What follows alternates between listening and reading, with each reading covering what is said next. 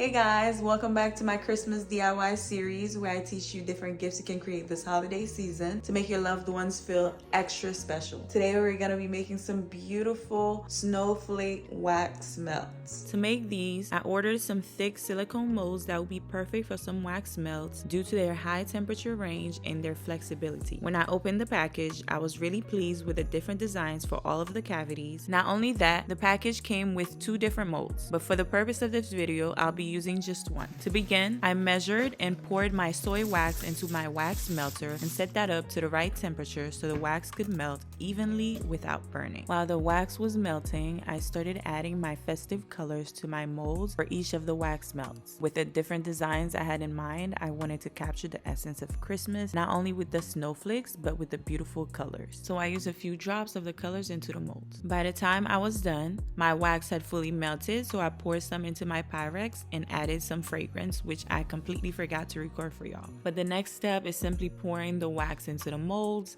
I made sure to really mix the wax being poured with the drops of colors by pouring it directly on top of each color. This made sure the colors spread out as opposed to staying in one place. And as you can see in the video right here, the colors are mixing with the wax. And for the last 3 of the molds, I only poured the top layer. You will see why shortly. But after pouring these, I let the wax cool down so I could pour my second batch of wax to the last 3 designs without conflicting with the wax that was already poured. And when everything was completely cooled down, it was time to unmold these wax melts.